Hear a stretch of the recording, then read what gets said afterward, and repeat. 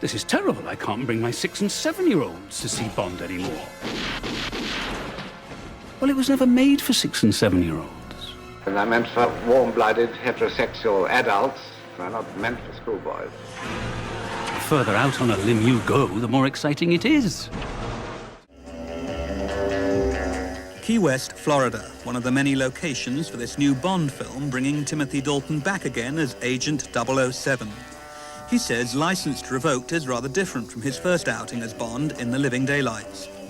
It's got a much more direct adventure line through it. It's less complex, I think. I used to call the other one a mystery thriller or a romantic mystery thriller. This, I think, you'd have to call an adventure thriller. A major part of the film's appeal is Bond himself.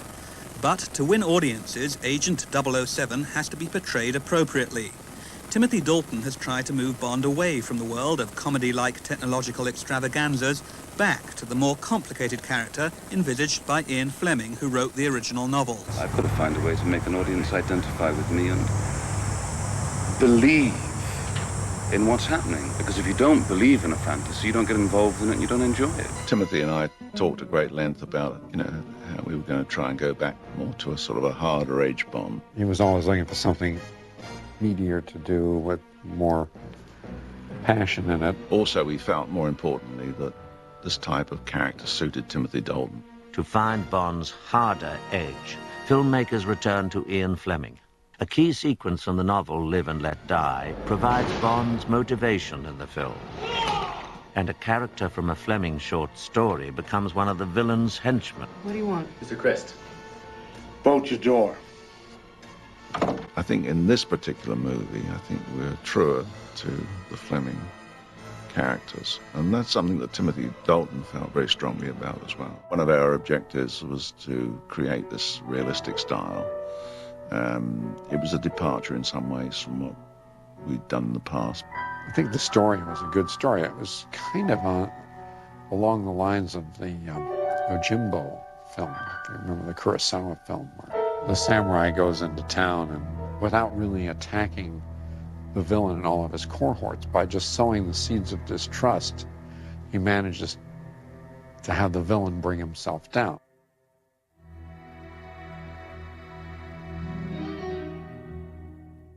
On to the second and final, sadly, Timothy Dalton film, License to Kill, which, growing up, us pickup lads had, I don't know, a massive obsession with.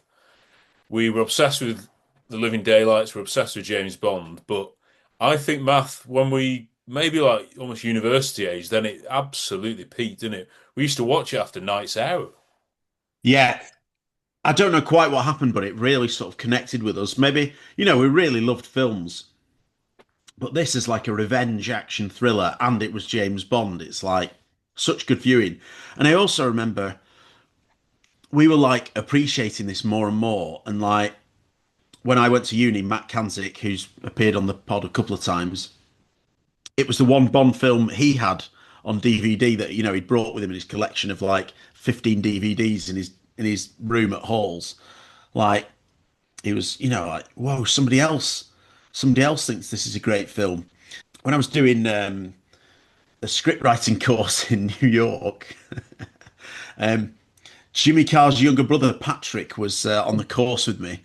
And I remember like chatting to him, and he was like, I can't remember why, but Timothy Dalton got mentioned, and he was like, do you know there's a line in License to Kill where he suddenly becomes Northern?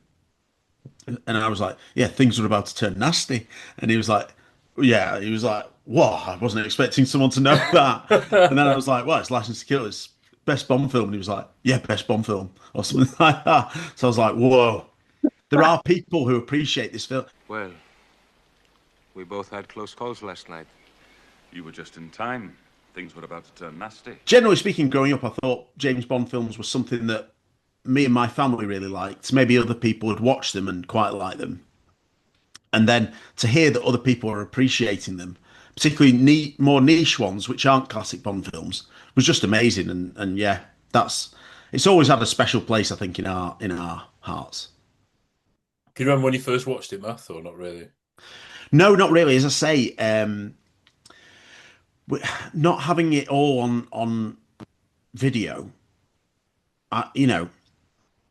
So obviously I was way too young to have been watching it, but it was an edited version. It was after Felix had been maimed. So yeah, I was still too young, but I think I could appreciate that this was a bit of a different film. It was, you know, Bond not going to M's office. You don't see him in M's office. Like he defies M. At one point, we thought he actually kicked him, but it's obviously but M's bodyguard that he kicks. But it was clear that this was a different Bond film. But I don't think I ever felt, oh, this is not a Bond film. No. It was just this is a different type of Bond film. Am I right in saying I'm the only one who actually saw it when it originally came out in the Yeah, cinema? you must be. Yeah. I feel honored. Yeah. And as I told you earlier, I was in Bangkok. We were doing like a sort of like, well, because originally I'm from New Zealand, you would never guess because my accent's British, but we were flying to New Zealand. And because we were based in Saudi at the time, I think, yeah, we flew like Cathay Pacific, whatever. We ended up in Bangkok for a few nights, just to, like a stopover. And it had just come out. And I found out that it was actually in a cinema nearby. And I was so excited, but I was a little bit worried as well because I thought, am I actually going to be allowed in? Because obviously I was only 12 at the time and it's a 15, but obviously in Thailand they just did not care about ratings, classification, it's fine. And I remember my dad going to the cinema first to buy the tickets, and he must have just entered when the previous screening had just started because he came back. He said he's heard the James Bond theme, but it sounds completely different. It's a lot more brassy and dramatic because it is, isn't it? It's a bit of a different sound to the James Bond theme for License to Kill. And I remember him telling me that, thinking, oh, okay. And then we went for the next screening, and yeah, I was completely blown away. And it was packed. It was a huge screen. Massive, Bangkok, probably the biggest cinema in Bangkok, and it was just full of, it was absolutely full. And it was a great experience. I have to say, it's quite poignant because it's actually the last time I actually saw a film with my dad at the cinema. Sadly, he died 5 years later. So, for me, it does actually hold a really special place in my heart. Yeah, very much so. Oh, that's lovely, that, Glenn. No, a really violent film. Yeah, absolutely. But it's got a lovely ending, hasn't it? I mean, cut to the chase, but it's people just dismiss it sometimes, don't they? Oh, it was a bit too violent. There's this new thing about Miami Vice, but I think most people who say that haven't even seen Miami Vice, so they don't know what they're talking about. Yeah, there's comedy in it, and there's lovely romance as well. Absolutely. I just suddenly had another anecdote flashback just came to my mind. It's funny, it's this all happening all night tonight, And we were still in Bangkok. It was a few days later. Remember, this is late 80s, so video piracy was huge. And I remember sitting in a cafe with my parents, and suddenly I could hear, turn around on the TV. I swear to God, they were playing License to Kill on the TV. Yes, literally 2 days after I saw it in the big screen. So obviously, very quick to get the old video pirated and shown on the TV. Yeah, couldn't believe it. That's so good. Crazy. Unbelievable. Kathleen, now I know you prefer The Living Daylights, but it's a very different Bond film, isn't it? But yeah, exactly. Yeah. Yeah, but this is tailor-made for Tim, isn't it? That's the first thing to say. Well, so it's a bit odd. So I started collecting them on video, and I think I've only gotten to License to Kill when DVDs came out, because I certainly didn't have all of them on VHS. And it might even have been like one of the last ones on DVD because, I was too young to spend all of my money. I didn't have much money. And so I kind of went in picking order of what my dad liked. And there's two he saw in cinema that he didn't like. Unsurprisingly, Moonraker, and also unsurprisingly, License to Kill, because it freaked my mom out. It was too violent for my mom. They went to see it together, and to be fair, it is pretty violent. And by the time I got License to Kill, I was really into film in general, and so I've grown to love the movie over time, but in the beginning it felt more like an 80s action movie, like the Die Hards, like the Lethal Weapon ones. And Bond is, for most part of the movie, or of the film, he's not acting as a spy but revenging his friend. So it kind of didn't sit entirely right from the beginning. But the things I really do love is how, like, the way I do like how much effort they put in the character of Kara. I like how much effort they put in the characters of the villains of License to Kill. And I really think that is one of the coolest things in License to Kill is basically usually you have like one main villain and then a couple of henchmen, and like in Goldfinger and all of these, they all look like faceless men other than Oddjob. But like Sanchez really has, like, you can name each and every one of his henchmen. They all have like a different character, and they're all, you know, scary in one way or another. And I actually think of all of them, I like Anthony Zerbe plays him. Oh yeah, Uh, Milton Crest. yes, Milton Crest most, and I think it is because, in he's like really a slimy kind of bastard, right? He's really playing it really well, and you feel like he's the kind of guy who doesn't care about Sanchez. He just does it for the money, and you can scare him into doing stuff, but he doesn't really take the authority from Sanchez too much. And he if if the girl wouldn't have been careful, he would have, had his way with her as well, right? And it's such a villainous, slimy character that I really like the way he's being played. You better watch yourself, girlie. I've known him a long time. I've seen a lot of girls like you come and go. You're drunk. Get out. The actor who plays him, yeah, I love how they play Milton Crest and how many layers all of the villains have in License to Kill. Though I have to say I do miss a John Barry score, and I do miss a car. A car, yeah. Well, you Yeah, get well, a lovely yacht, don't you? And the yes, plane sequence. Yeah. but compared to The Living Daylights, to be fair, if I could pick one car out of all of Bond's cars, I would pick the Aston Martin from The Living Daylights. Yeah. It's such a cool one. Yeah. And you don't have it in License to Kill. You have tankers, you have yachts, you have like a multitude of vehicles, but you don't have the Bond car. Well, it's no, you're absolutely right. But I've grown to love this movie. It's for me it's mid Okay. of the all of the Bond movies, because it feels like, it feels like not as much a Bond movie, and it's not because I think it's a very, very good movie. It's just not as much a James Bond movie to me as some of the other ones.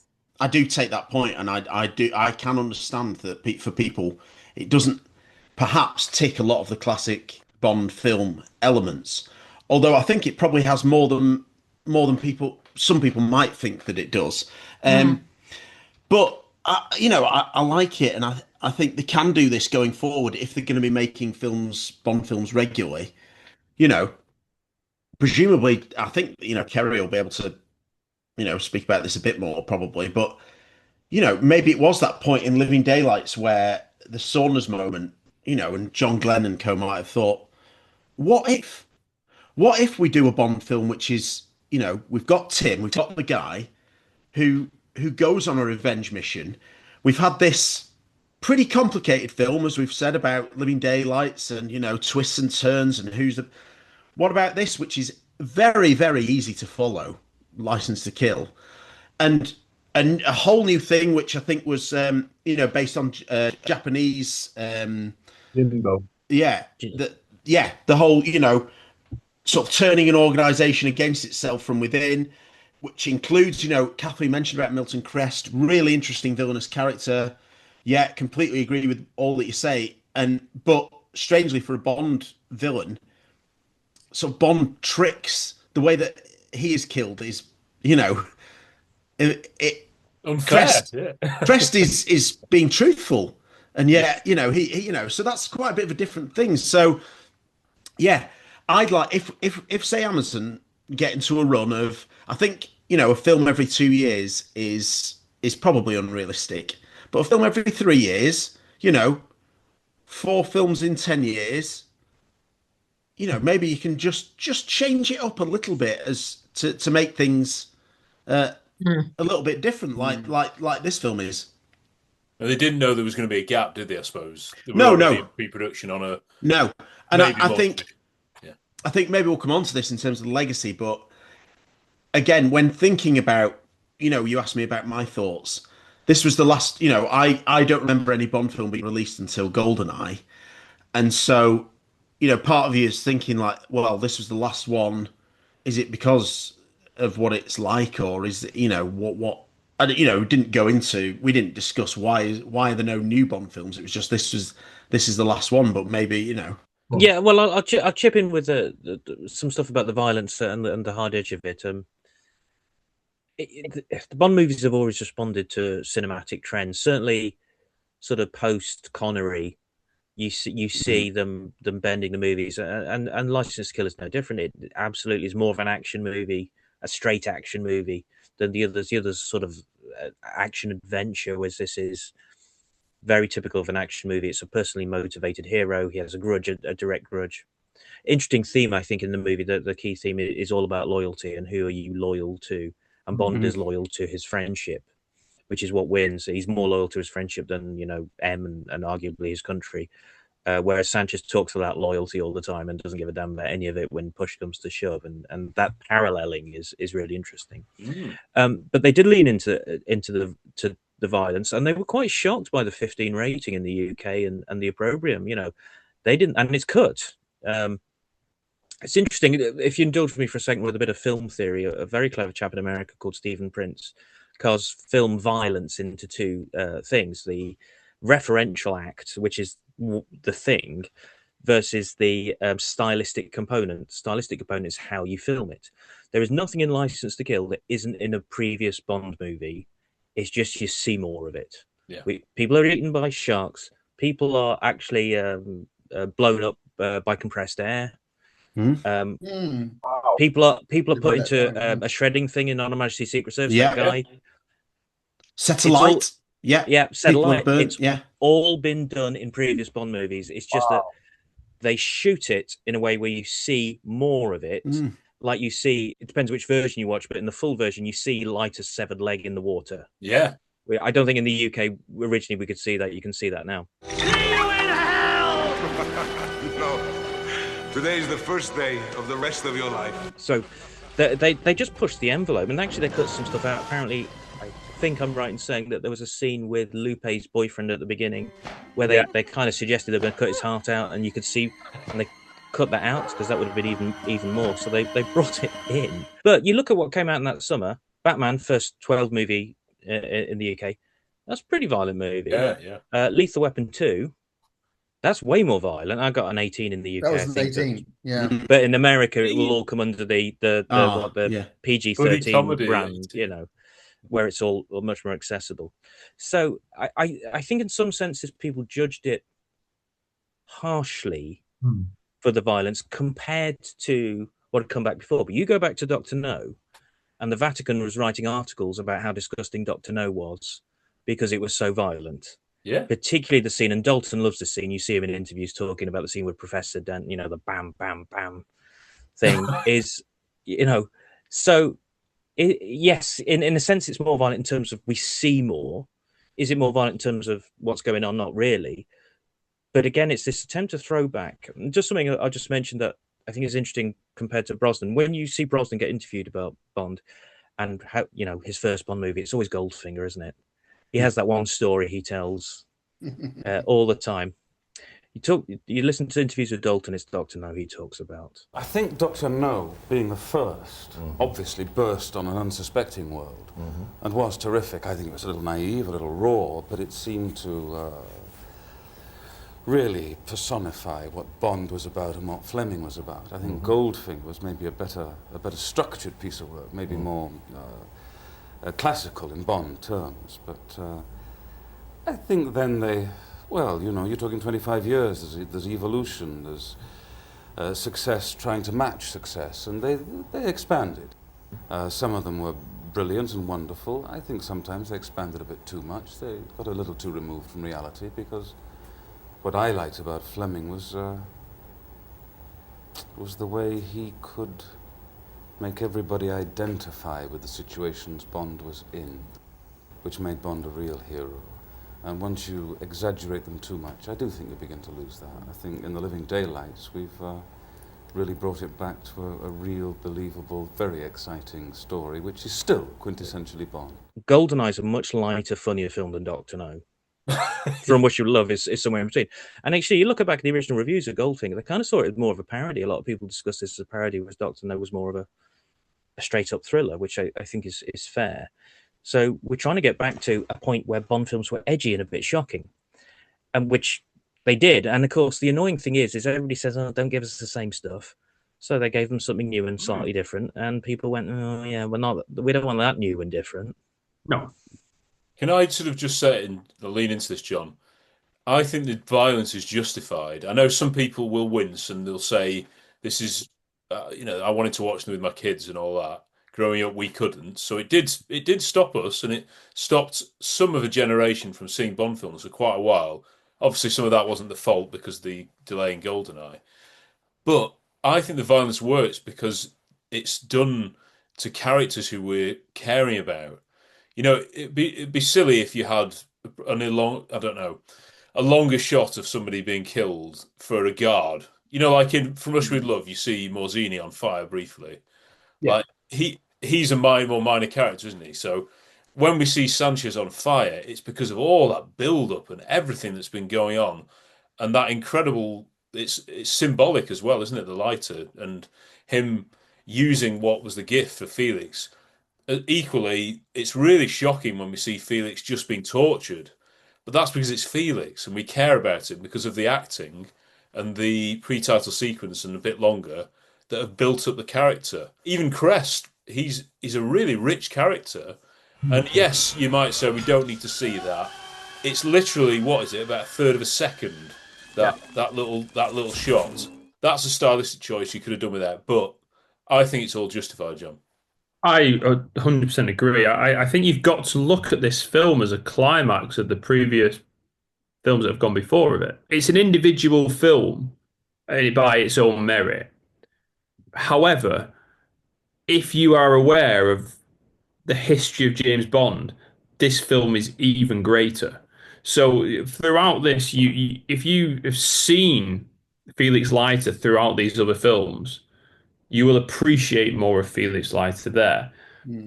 If you have seen him fall in love with Tracy, see her be murdered, and then see his best friends be maimed and his best friend's wife be murdered on their wedding day, mirroring what's previously happened, it's got such a richer feel to it.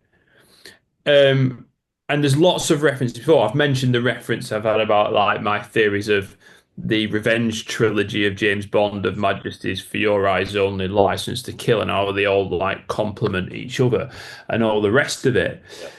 And if you see Felix Leiter, this character that you have loved and watched for decades beforehand, go through so much heartbreak, you understand why James Bond is on a rampage. You understand the frustrations when he sees Hawkins the next day and he's saying, "Let it go," you know, and they're not going to do anything. That he goes to M and M's like, he knew the risks. Spare me the pretentious rubbish. So you're building up a thing that it's Bond or no one. and it does it perfectly. And as Marv said, it's very simple. It's not, it's not rocket science. It's a story that's been told hundreds of times in different films, but it's done so perfectly, and every action that is done is justified. And that's the thing. And what there is in this one as well is that Bond goes in reckless when he goes into Crest's thing and he kills Killither, and it's like, I don't care, I have the money. But then he realizes that he's got to get smart. Yeah. And that's the thing then. It's like he realizes, because he initially doesn't do that. Initially, when he gets to Isthmus, he wants to get in, and then he wants to, he just wants to basically sniper down Sanchez, doesn't he, on the top of the. Yeah, and he's already harpooned that guy, compliments of Sharky. He was gone full on. Yeah. Compliments of Sharky. But then he sees Pam. And it's at that moment, and he thinks Pam's a traitor, and the ninjas catch her and all that. But then you get into the story that he's realizing this is far bigger than just his insular world, far more than just his revenge story. And again, that's why this works, and a lot of the recent Craig stuff doesn't. Because they are trying to put everything into Bond's insular world, and what this is doing is saying, yeah, Bond is absolutely heartbroken by this, and but he also has to realize that there is a bigger picture going on beyond that as well.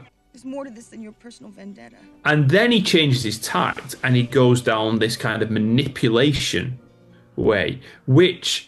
And I put it on we did a summer thing last year, and I think I said the villain I feel most sorry for is Crest, and he's a slime ball, but it's ultimately because he did not portray Sanchez one bit, but that is Bond using his wit, and the violence is shocking, but it's justified because Sanchez only uses that violence if you betray him. To him, loyalty is more important. And if you are loyal to Sanchez, you will not suffer those consequences. Then there's the irony that because of the disloyalty towards Leiter, Sanchez is paid off with the most horrific death. It's just. Well, it's my favorite film of all time. Yeah, yeah. I've probably not articulated myself very well there, but it's my favorite film of all time, and I could tell you 101 reasons why. And if you listen back to every episode, you've probably heard them. But the point is that I can't see how anybody can think this is too violent. I can't see how anybody can think this is too not Bond enough. I can't see how anybody thinks that this is a Miami Vice. This is unbelievable, and yes, it has 80s influence, but the story's timeless. The story is timeless. So much of it comes down to the acting, and that's the thing. You invest in every single character. Della's probably got about 3 scenes, and in one of them, she's kissing her best man, and yet you still feel that complete heartbreak when she's dead. You feel the pain. Are we supposed to think that Bond and Della had a thing? Because it's right on the lips.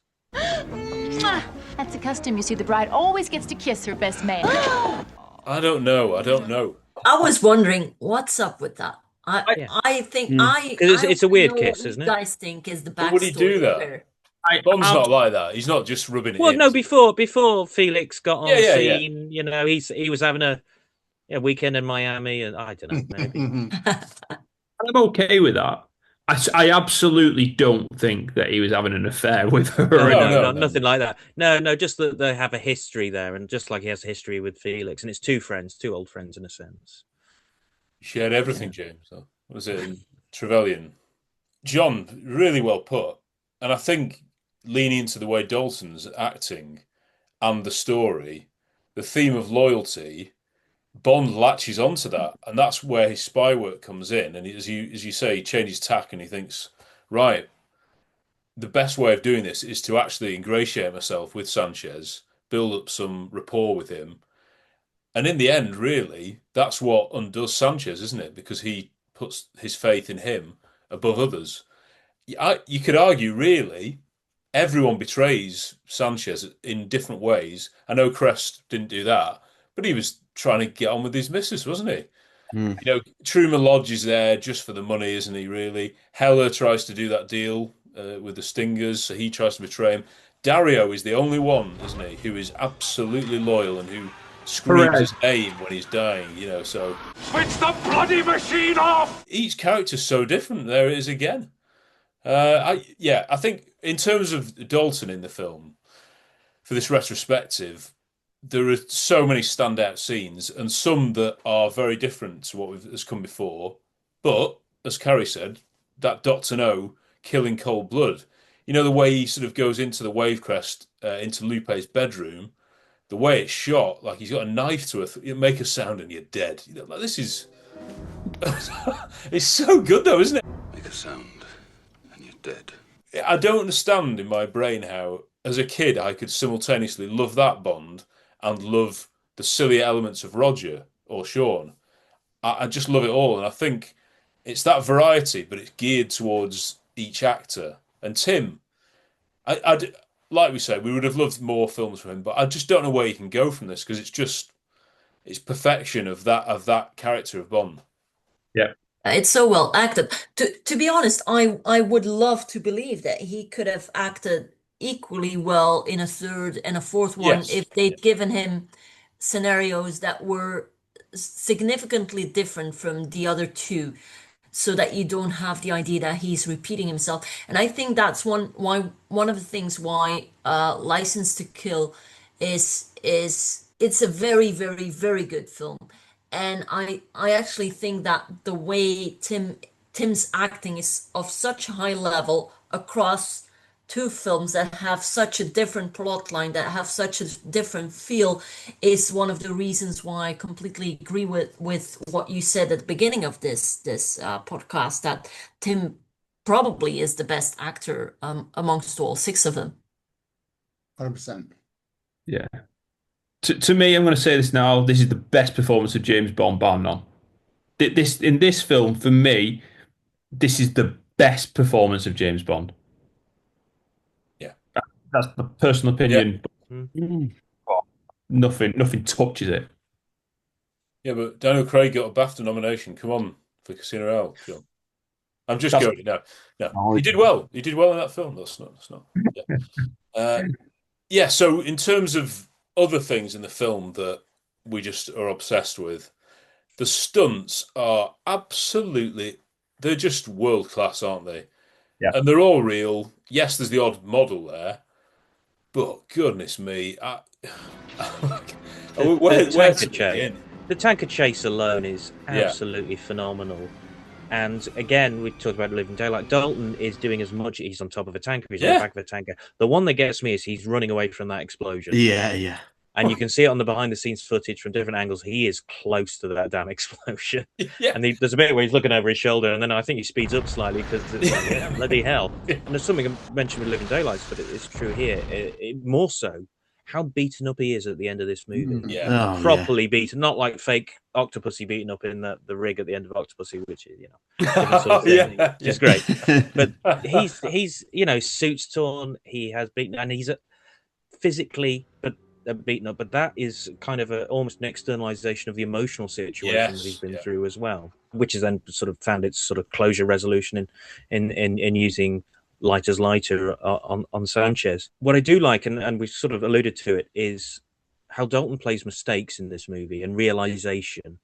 He just gets things wrong throughout, which raises the stakes a lot. We're used to Bond being a very capable person, and he's still capable. He still wins, but he does just get things wrong. And you see the shock in his face, you see the anger on his face, and it's that sort of broader spectrum of emotions for the character than maybe on a Majesty Secret Service we see something similar. But I think in terms of asking the actor to do more, this is probably the most, certainly. I mean, it's a terrific performance because he convinces in every emotional sort of level that he's working at.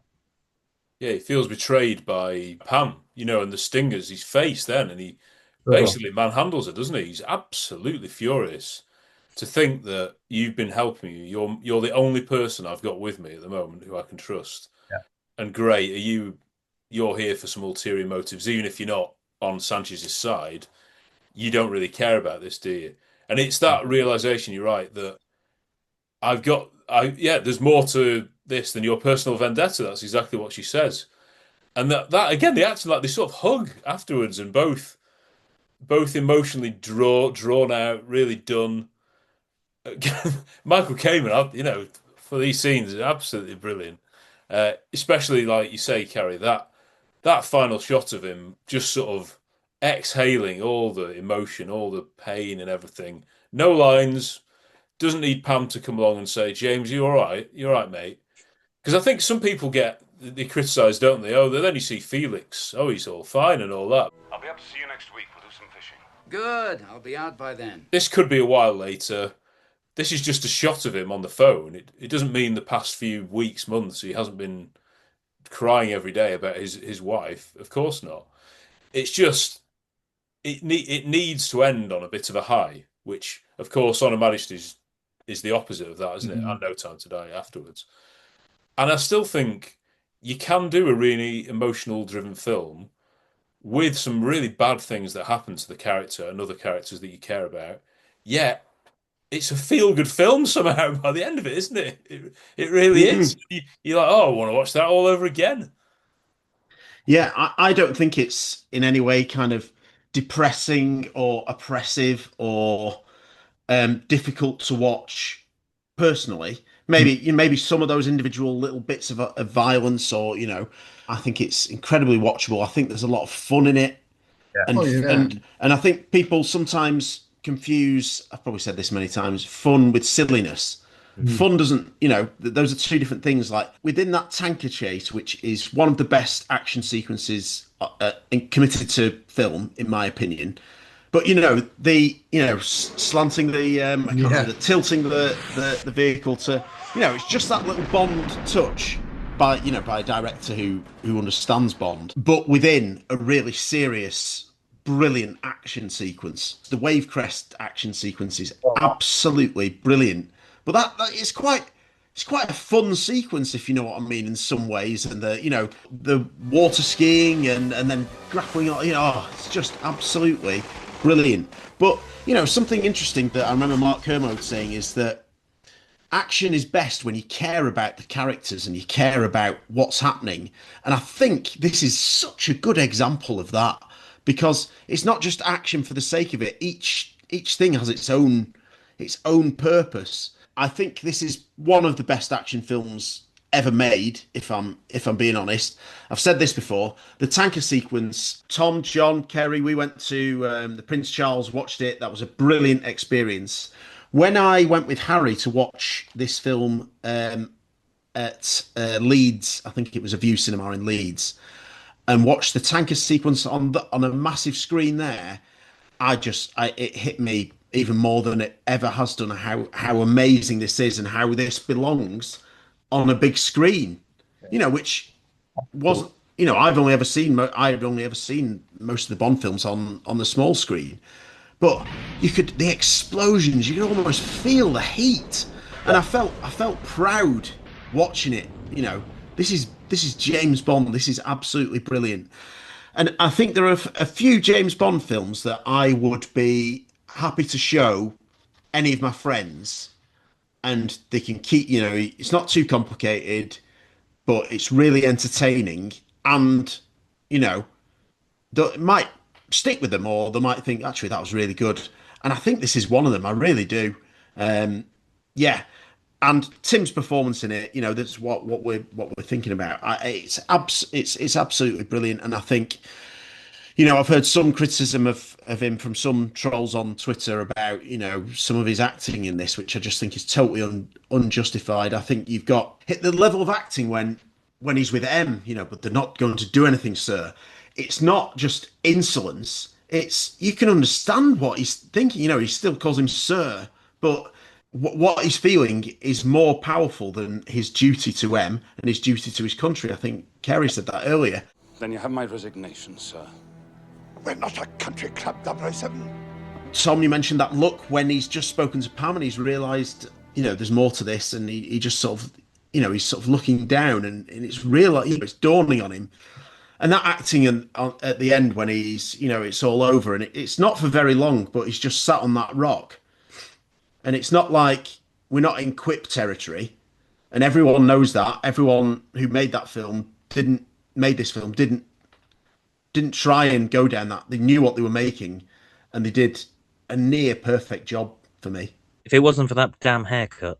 Oh, no. Yeah. The haircut's okay. But it goes by the end. We're back to the normal. Yeah. His hair looks great. The rest of the movie, his hair looks... Yeah, I agree. Terrific. Yeah. And it's just such a weird decision. Yeah. To do that for that sequence. Vampire. And I'm just like, why? I don't know.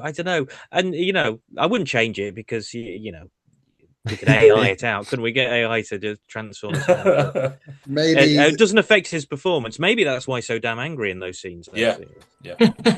Miss Kennedy, would you get me a medium dry vodka martini? What is Shaken, not stirred. Maybe they want him to look more like John McClane from Die Hard. Yeah. Maybe. Yeah. If you think about it, And obviously, the guy, what is it? It's Michael Carmen, isn't it? The guy who did the... Yeah. And of course, a lot of people compare it because he obviously did Die Hard and Lethal Weapon films as well. So, there's a lot of similarity there. But I think it's unfair to compare it with, the 80s action films. I do agree with Matt and John that it is a completely unique movie, and it's a James Bond movie. It is completely James Bond, and it's different, and I loved it. It's a great movie. Full stop. You were there though as well. Glenn, you've just been to Key West. What was it like being in the you were there in Hemingway House, where possibly one of the best M scenes ever written was there. Yeah, I was a bit drunk when I was at Hemingway House. We walked around, and then I was with my other half and also my best mate, and we decided to stop at a cocktail bar, and this was a whiskey cocktail bar, and geez, they were strong cocktails. Yeah, absolutely. The guy just kept pouring. There was no shot glasses and measures, glasses. So I was a little bit when we went to Hemingway, but that pretty added to the experience because Hemingway was an alcoholic. But it was a great experience, and very similar. I actually asked the guy. There was a guy there, and I said, where exactly was the scene shot from License to Kill, and he told me it was that particular corner on the balcony. And it just felt very similar. And the lighthouse is literally just across the road. And maybe in the movie it does look a bit closer than it actually is, but it exists. It's literally just there. Key West as a town is just stunning. It's just a great place. And as I mentioned before, those five key locations are, it was a lot of walking, but they are walkable. They're all around very close to each other. And we even, walked to the airport. And these days, the airport is a pretty quiet airport. As you could see, it was pretty empty when I was there. And then compare those scenes to, the movie where it's absolutely crowded. But no, it was just great. And I was a bit unsure whether that was the house where Della, asked that wrong question. He was married once. But it pretty much is. You can see the fence is exactly the same. No. Thanks, Stella. It's time I left. Can I say something wrong? He was married once, but it was a long time ago. And I'm just wondering whether they also shot some scenes of that party there. The wedding party. I think, if you look at it, the garden kind of like around the corner, it looks very similar to the house as well. So I think they did, I did ask Alejandro because I'm in contact with him now, the guy who plays Perez. Yeah. And he couldn't remember. I asked him, was it there? But I don't think, obviously he's not in that scene anyway. So he's probably, it wasn't there at the time. But I did ask him before. I told him I was arriving in Key West, and can you remember any other key locations? I wanted to go and see the church. Obviously I wanted to go to Hemingway, and he was the one who also suggested the airport. So yeah, thanks to him. He's happy to if you go to Mexico, he's happy to take you to Sanchez laboratory and he absolutely loves. He's like a new lease of life these days. Oh, he's wonderful, and he actually, I think you know the story. Like a year ago or so, I actually managed to get him to come into my lesson online, and my teenage students, actually asked some questions about the movie and stuff. I mean, he did it twice as well, which was wonderful. And I actually showed, the trailer, and I showed the key truck scene where he's got his bazooka, the rocket and stuff. And they couldn't believe it when I said, okay, guys, you're about to interview this actor. I'm like, whoa, an actor from a James Bond movie. Yeah, it was brilliant. Absolutely brilliant. He was so kind to do that. He's a lovely man. He really is. He Yeah. is, yeah. Because I think we've interviewed him, and he was saying, because obviously he's more of a peripheral henchman, but he was he was shooting for 16 weeks. Yeah. Because it's just, and he was there all the time. Yeah. It's so much stuff on location, and I do think I don't really like that. Some people say it looks cheap. Well, how can it look cheap if it's all done outdoors, In all the heat pretty as well, bright, the isn't it? Mexican, the Mexican sun, it was grueling. I mean, the truck scene, he was telling me it was grueling, and he told me how a cow was killed. I think you know the story as well. A cow was killed with the rocket. It's the 80s. Yeah, I laugh. Yeah, animal humane and all that. But with instant barbecue, what's your problem? But yeah, grueling shoot, but incredible. Yeah. I think just because it doesn't have a sunset particularly or a lens flare, people assume that it's poor lighting, Whereas at least Living Daylights had that in the desert, didn't it? But some of the shots are really well done, and of course, was it the first and only Bond that none of it was filmed in England? So I think that gives it a more exotic, hot feel. Math, I know you don't, we criticise Quantum for being a bit too arid, a bit too hot, but that I presume you've no problem with the locations in there. Of course not. I'm a hypocrite. Yeah. But no, but the story doesn't lend itself. The only thing with Quantum, I do appreciate the locations far more in Quantum than I did, but it's got several locations and they're all hot. I think this is good, and it's different to Living Daylights locations. Yeah. It's a unique Bond film, so if we'd had him on a separate mission at the start in the snow, or I don't know, or just different climate, different country, maybe, but that isn't what the story. Yeah. You've got to get stuck into the story from the start. Right away. And so that's why we don't have multiple locations. The locations are key in terms of it being Sanchez's thing, but I don't think the whole thing is let's try and find the most a number of different exotic locations where Bond, weren't they heard about the growing, drug trade and the rise of drug barons and everything, and that was their inspiration, rather than let's go and set a James Bond film in Mexico or South America or It's funny though, they got criticised a bit. Michael Wilson talks about this because he co-wrote this and Living Daylights, but he talks about people didn't like the drugs angle and they thought they were exaggerating the power of a drug lord, which now is just like they were, if anything, underplaying quite heavily the power of Latin American drug lords. But I mean, they had to change. They got ahead of the Cold War. Living Daylights just gets away with it. Year after Living Daylights comes out, Rambo 3 hits cinemas. Little bit awkward because Rambo's liberating Afghanistan from the Russians after the Russians have already left, and that affected the box office of that. So where do you go? Where do you find the danger and the criminals? And looking back, ahead of its time, License to Kill by identifying that, I think. And of course, calling it Isthmus City just gives it that. It allows it not to date as much, doesn't it? With the politics or anything like that, and it feels even more exotic maybe because of it. One of the things I just want to chat about with Dalton's performance is Robert Davi's performance, because Dalton and Davi, they talked a lot, and they went back to Casino Royale, the novel, and they really thought about the reflection of Bond in the villain and the villain in Bond and all these sorts of things, which I think you see though they have some really good scenes together.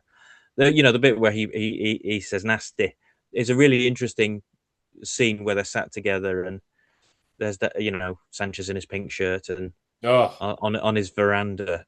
You suspect someone? Everyone in my organization is 100% loyal. Then you have nothing to worry about. Robert Davi, I think, is a slightly underestimated actor. He's been in a lot of schlock. I'm thinking Maniac Cop 2 is a particularly good one. But he's actually really good well-trained actor, and again, you put good actors together, they play off each other well, and you see that throughout. And even, casting Benicio del Toro before he was Benicio del Toro, they got somebody with charisma in really what could be a one-note role, and he just makes it weird and sinister and adds. Where's my wife? Don't worry. We gave her a nice honeymoon. But again, you're giving all your actors somebody to play off who's interesting, and like we said with all the henchmen, like Kathleen was saying, it makes everybody stand out, and it makes even those small roles pop. But Dalton therefore has people who can sort of match him and share the movie, and I think that's really important. All the actors since they've been on it have all, even today, only say positive things about it, don't they? Yeah. Like Benicio del Toro was on Graham Norton fairly recently, and he was, saying how great it was. Robert Darby still is obsessed with it. I mean, we'd love to track Tim down and sort of go into it with that. But it's not like something where, yes, it was one of these films where it was massive at the box office, but everyone forgot it the day after, and they can't really remember it. It didn't have any cultural impact or anything. This is a slow burn, isn't it? And I think everybody looks back on it with real pride. And yeah, thankfully, well, us and lots of other Bond fans really appreciate it more and more. I mean, some of the acting choices are phenomenal. The face-offs between them. You mentioned that scene on the veranda or whatever. I mean, that's an incredible location. Yeah, what people have because it's real, that villa on the ocean there and everything, and just the way Bond does it. Like only one. And he's like putting doubt in his mind as the only one. It's so well done, and I think we need to talk about possibly the best finale in movie history, maybe. It's just that face-off between Bond and Sanchez right at the end, the moment where it's so quick, there's not many lines, you could have had everything. Yeah, well, as I mentioned about the tanker chase, I love the idea of it not being a layer. I know we've had the sort of this setup cost us. I don't give a shit about the setup. We got 500 million in the case and 20 tons of Colombian pure in the tankers. Now go, Havana. The fact that it's like a chase, but it's Bond like working his way to face off against Sanchez. I just think it's absolutely brilliant. And yeah, they're fighting on the top of a tanker and on the back of one, and one where the brakes get slashed by Sanchez's machete. It's so brutal. Them as the tanker tipples down that fairly small but hill slope, and you think, blimey, they could both be dead from that. And you see Sanchez lying there with the petrol that we've seen Bond turning, so we understand why that's happening.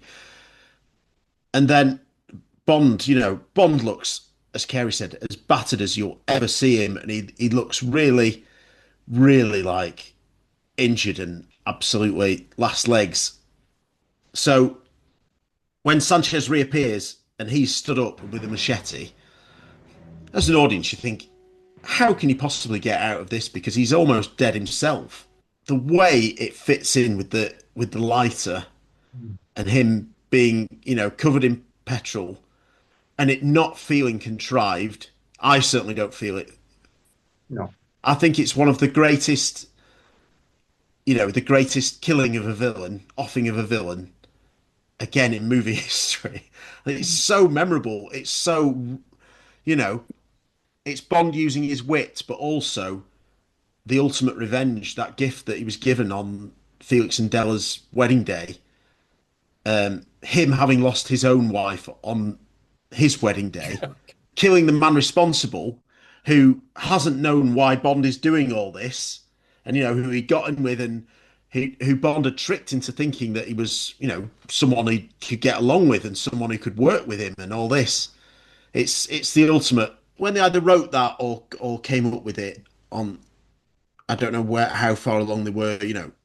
They must have been like, whoa, like, yes, we've done it. This is it. just perfection for me.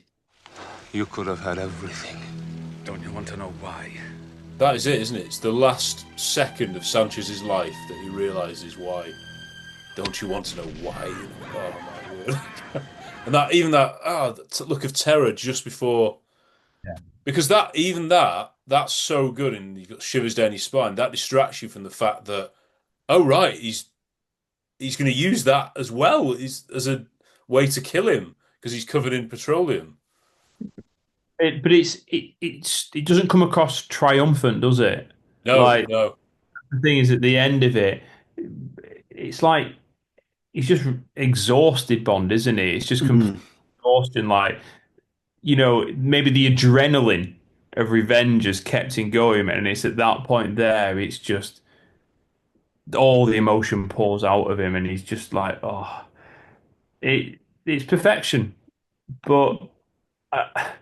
It's one of 20 different scenes you could do in Home Alone. I mean, I think Matt said before about how this film doesn't feel oppressive, even though there's so much darkness in it. I feel for me the reason why there's not oppression is because you've got the greatest set collection of characters in one Bond film, and every single character, however big or small, brings their own colour to the screen. And yeah, we're talking about Dalton and Sanchez, and we're talking about those two there. And there's a quite clear story of that, and there could have been this bromance in another world with these two very affable people, all the way down to Montalongo in the bank, who just one cheesy grin, please, and that brings that colour there.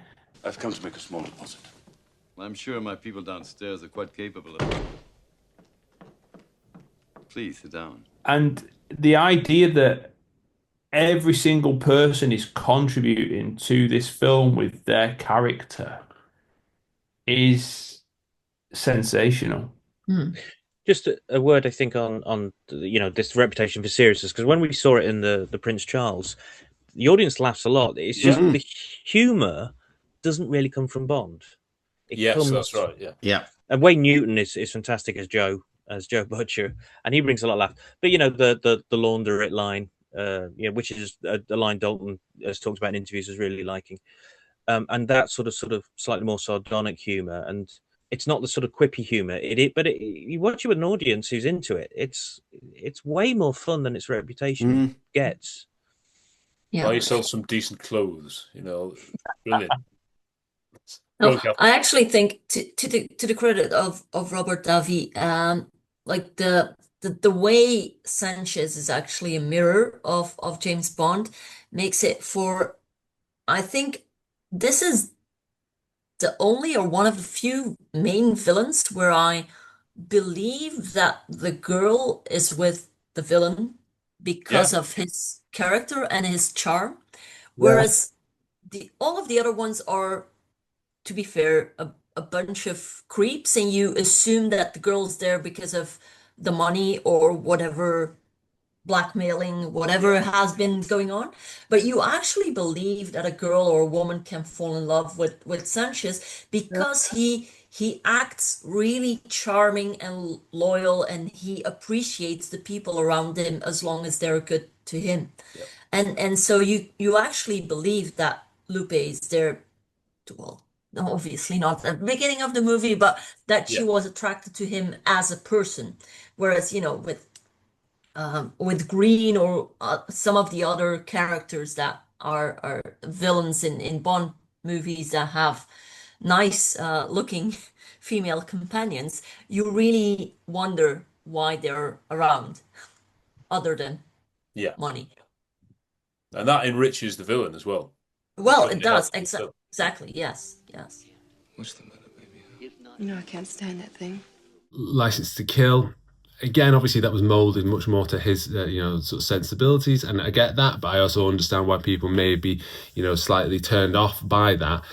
But the older I get, the more I keep coming back to it. I think the more I think that it is such a great vehicle for his talents, that he is, you know, again, given those moments to be on screen and not necessarily give a huge amount away, but just absolutely hold your attention, and with that sort of smouldering intensity that he brings. And I think we on the review we discussed a lot about how he's such a generous actor, and that he's always allows the other actors to sort of almost have that dialogue, have that, you know, there can be one explaining stuff with exposition and things like that, and he just bounces off and offers a look and is sort of soak in, and you can just see those things kind of ticking away in his mind.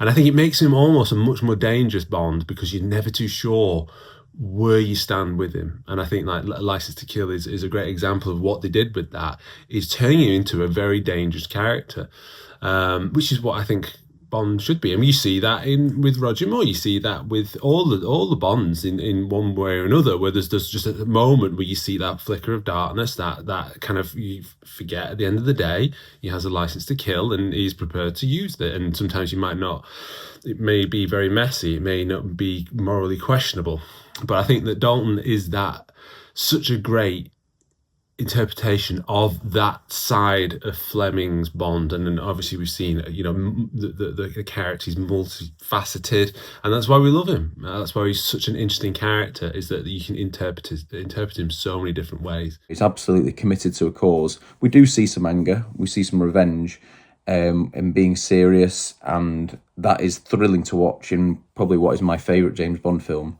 But at the same time, he does make mistakes in that film. He does misjudge things. He does not pay attention to other people's motives. And he shows a real human side when he kind of realises these things. And it's not in some kind of big self-discovery plot that drives the film, because the mission still remains the primary focus, as it does in both Dalton's films. The mission is most important, even though the second one is personal.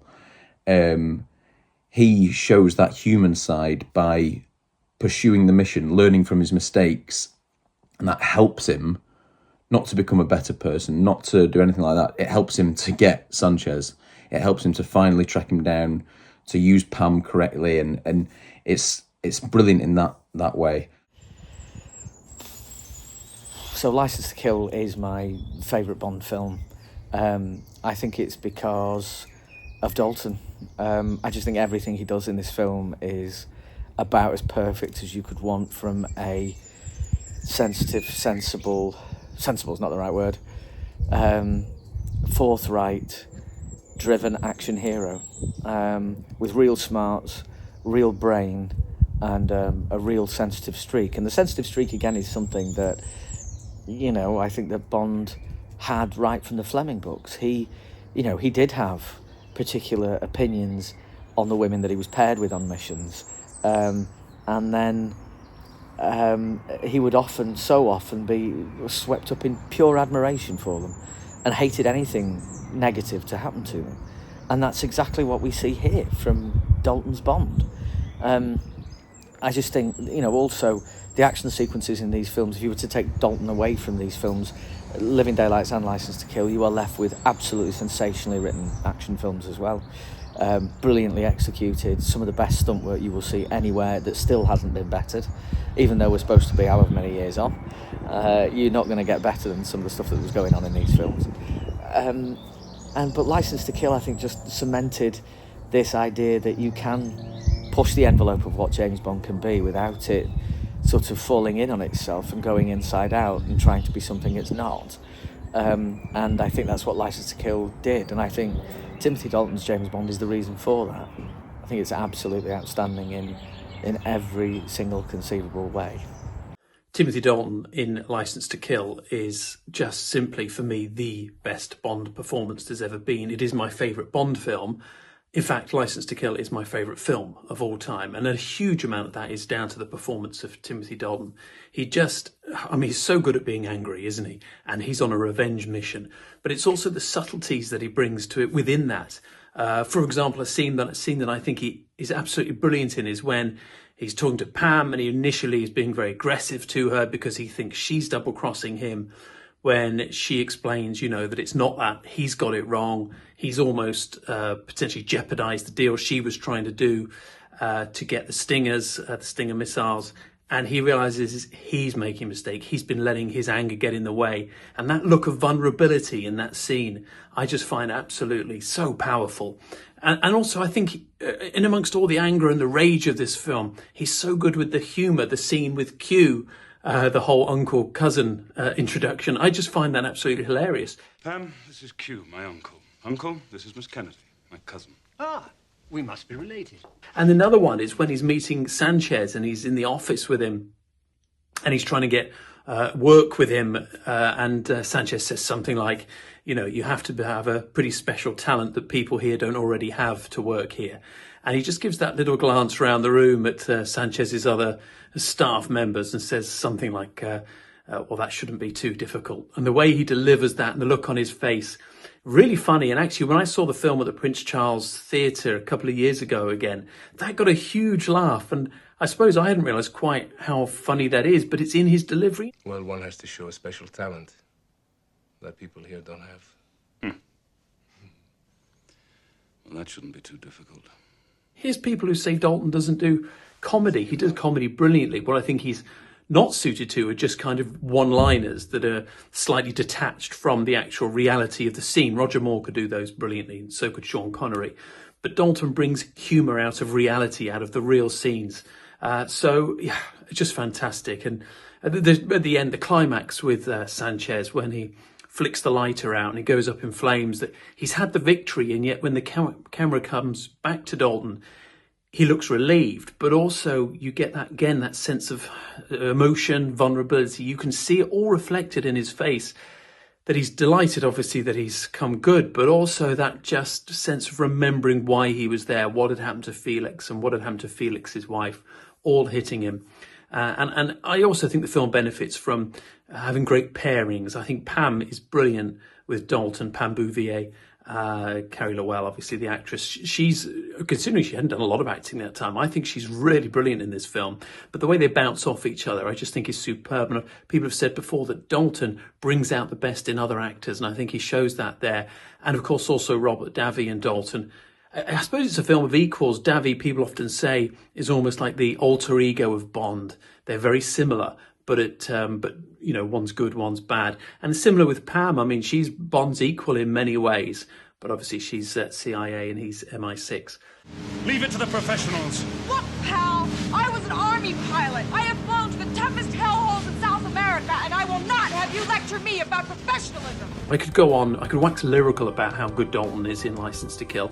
I think I wouldn't say he's better than he is in Living Daylights, but I think he's certainly more comfortable, because he's, obviously Daylights, he got rushed into that very last minute, and still was absolutely astonishing in what is quite a difficult film to act in. There's a lot demanded in Living Daylights, but License to Kill absolutely suits him to a T. A film which has got aggression, it's got moments of humour, it's got a love story, it's got all sorts going on in it, and he manages to just bring all of that to the table and more. I find him so watchable in it. I must have watched License to Kill somewhere between 30 and 50 times over my lifetime, and every time I watch it I spot something new that I hadn't seen before, which is all credit to him.